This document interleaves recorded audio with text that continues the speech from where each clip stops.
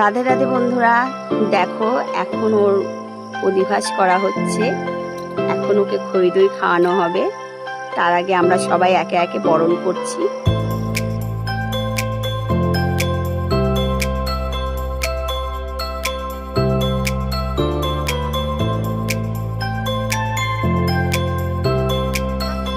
দেখো এখন ওকে খই দই দেওয়া হলো।